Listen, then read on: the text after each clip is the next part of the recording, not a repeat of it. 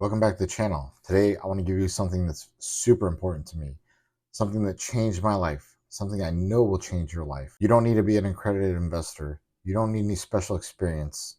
This is something everybody can do. You don't need amazing credit scores. You just need the drive. You can learn a lot about what I'm telling you from this channel, from other channels, from mentors, from how-to books, and self-improvement books. So what is it? It's real estate. But before you turn out, hear me out, because the goal of this video is to do one of two things: solidify that you're making the right call in real estate, or give you a different perspective that may let you dip your toe into real estate investing. Remember back to my first video, it was a house that I bought back in October of 2025. It was called the bank-owned disaster home. I bought that house back in October of 2025 for $23,000. I put $12,000 into it. That home is not only featured in several of my first videos, but it's also featured in the Dividend versus Real Estate Challenge that I have a video on at least every month, giving you an update. Putting a total of $35,000 in that house, I knew it was worth more, and I was going to take that money and turn around and buy one of two houses. I did a video on those two houses. I knew there was a lot of equity in that house, and I thought maybe it would appraise for $75,000 to $80,000. I didn't realize it would appraise for $89,600. But let's talk about a couple scenarios on why I think investing in real estate is so life-changing. Let's say that house is worth $89,600 and I take out the $35,000 of initial seed money. That's a gain of $54,600. Let's say we sell it. We're going to need a realtor. We put it out there for $89,000. Maybe we get an offer of $85,000. Realtor fees on $85,000, if the realtor is getting 6%, it's going to be $5,100. And you'll have some closing and some other stuff. Let's say that's $2,000. So we subtract all that from the $85,000. We're left with roughly $77,900. We take our $35,000 initial seed money out, and we profited about $42,900. Not bad. Of that $42,900 though, we're going to get taxed. You're going to get taxed based off of your ordinary income bracket. Let's say you're in a 25% bracket. That's going to leave you about $32,175. Still not bad. How many of those would you need to do in a year before you are your own boss? And remember, I didn't do any of the work on that. I paid a crew to do the work. Let's look at scenario 2, which may be slightly better. The house appraises at $89,600. We take 80% of it out in cash. That's $71,680. There's no profit. It's a loan. It's free money. You repay your $35,000 and you're sitting with $36,680, tax free. It's a loan. It's not profit. But now you have a payment, so you would need renters. This is where you would get taxed on the rental income. But the tenants pay for your loan. And if they pay it off or pay it down enough, or the property appreciates enough, you can refinance again. So let's talk about scenario 3, which is the scenario that I actually did. House A appraised for $89,600. I had a contract to buy house B for $40,000 that was already rented out, and the bank wanted me to buy house C for somewhere around $28,000. I ended up offering $25,000 and they accepted. House B was appraised at $50,400, an automatic $10,000 net worth gain. And I didn't do an appraisal on house C because I wasn't leveraging it and I didn't care. Unfortunately, with house B appraising for more than I was buying it for, I couldn't tap into that equity, because when you buy, it's the lowest of the purchase price or the appraisal price. But what I did do was I refinanced house A, included house B on that note, leaving house C completely free and clear with no extra money out of pocket. So that initial $35,000 seed money I got me both houses plus this other house for free. And I got a check for $27,718.64. And with that $27,718 check, I'm going to remodel house C and more than likely have a little bit of money in reserves. But let's talk about the numbers and why this is so powerful. See, the loan for house A and B ended up being $93,500. Again, I paid no extra money out of pocket. Just that initial $35,000 seed money. The payment is $579.98 a month. It doesn't include insurance or real estate property taxes, which is a little annoying that it can't be escrowed in at my bank anymore. But I have a little twist where I can pay for the insurance with a credit card and get 2% cash back. So a little bit inconvenient, but I'm able to get some extra cash out of the deal. So let's be conservative here. Let's say $1,000 for each property per year for insurance. So that's $2,000. And then let's say another $1,000 each for property taxes. In a recent video, I showed that I paid about $800 each for B and C's insurance for the year, and the taxes were super low, like $125 on house A and I don't remember B and C, but they were super low. For the sake of this video, we're just going to say $1,000 each. So that's $4,000 for the house A and house B for insurance and taxes. We'll divide that by 12. It's about $333.33 a month. Added to the payment of $579.68, which gives me a real payment of about $913.02. House A rents for $750 a month, and house B rents for $600 a month. Total rents $1,350 minus the $913.02 payment, and you're setting at about $436.02 a month in profit. Now, you know as well as I do, you're going to have some expenses, so you need to build up a reserve.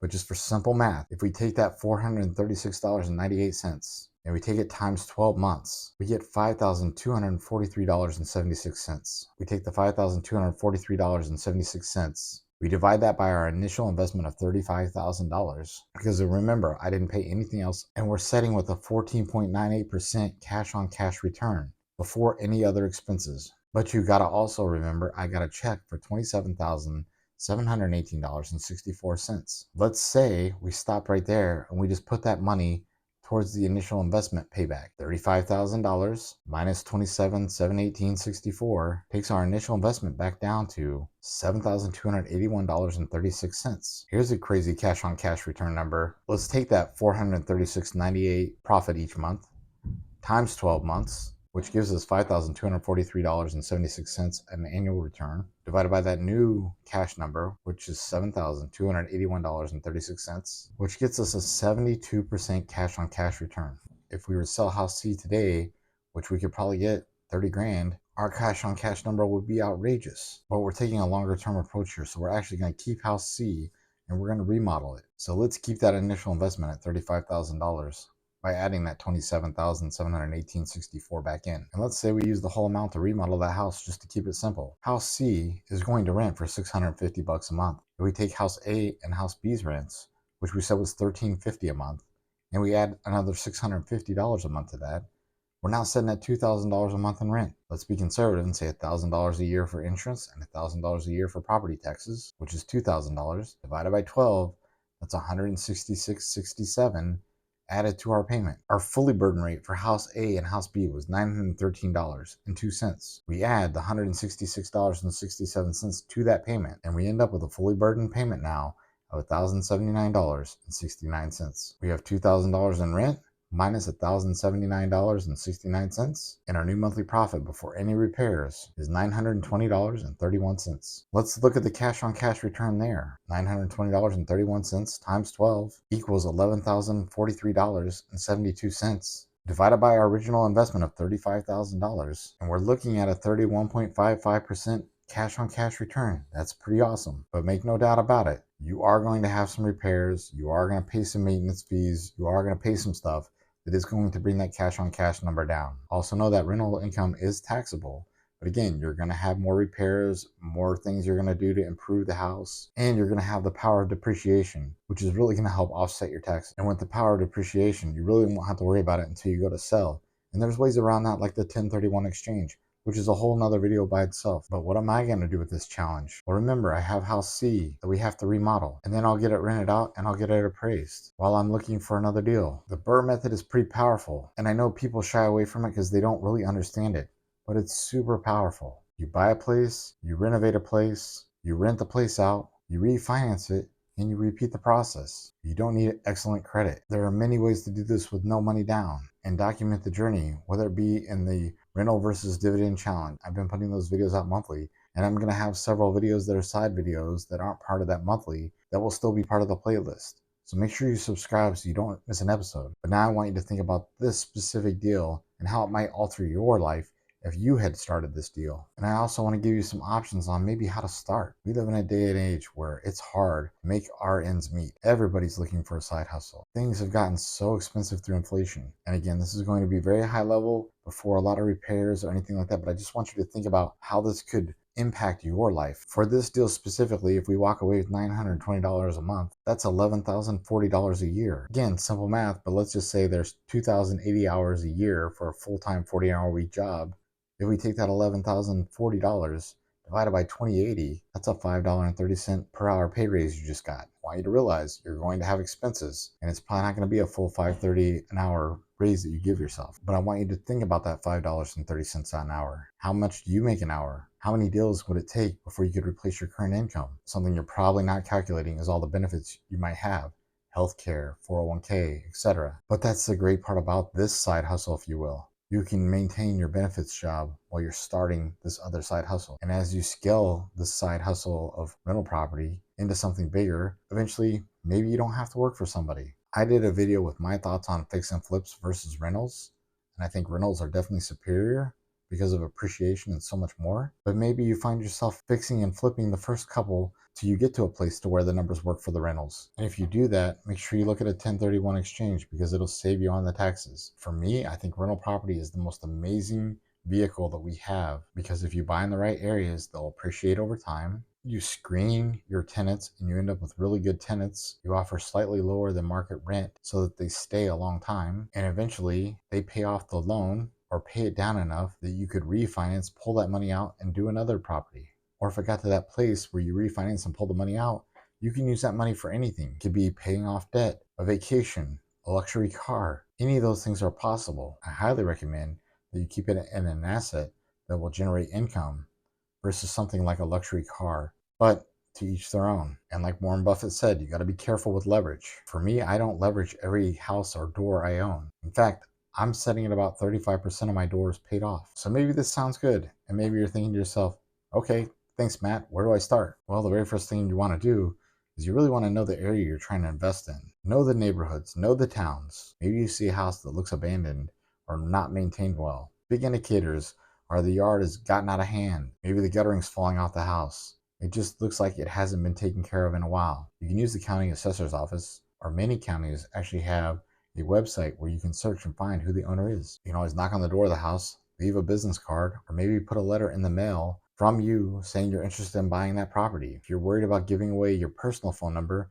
maybe you get a Google phone number or something. As I've mentioned a couple times in the past, find a really good realtor. Realtors know what's going on in their area. They often know the investors. They know who has pocket listings. Those are the listings that haven't went public. They know people are thinking about selling here in the next couple weeks or months. And I've even seen situations where realtors know somebody needs to sell their house and they need a lot of repairs. And you can get the deal before they put the repairs in and get it as an as-is deal. And while you're looking, research creative finance deals. See what's available. See what you can do. Maybe there's a house that's been on the market for a long time and the owner doesn't need to sell, but they want a certain price for it. Maybe you can talk to them. Maybe they'll do an owner finance deal and you'll give them the amount. Or maybe you give them more money or higher interest. The numbers have to work. You're going to have to do all that math to make sure that it works. And we can talk about that more if you want. Look for contract for deed options.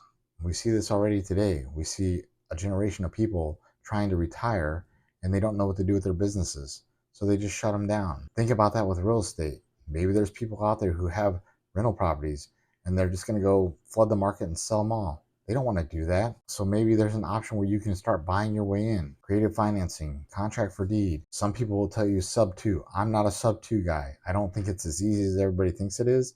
And I'm worried about what the long term or the legal repercussions could be on it. Just because I don't do it doesn't mean that it's not a good vehicle. You should look into it and do your own due diligence. Maybe you're a hands-on person and you want to remodel. If you can do this, you can save a ton of money. Trial and error works well. That's what I did. When I was little, my mom and dad have built our house, so I've kind of always been around it. Maybe you find somebody who's in the business of fixing and flipping. Maybe try to help them out. See if you can volunteer at the worst. And I know some of you are just like, whoa, you just talked about earning passive income, but now you're telling me to volunteer.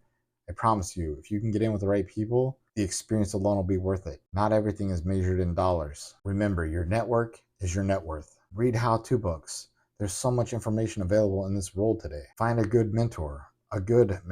I paid for a couple just for the communities, and there's some good ones out there. And even have done this for over 25 years, I still learned a couple things, especially from the communities. Keep watching this channel. I'm going to continue to do my best to give you my experiences and my lessons learned firsthand. If there's something I'm not covering that you want to know about, comment down below and ask.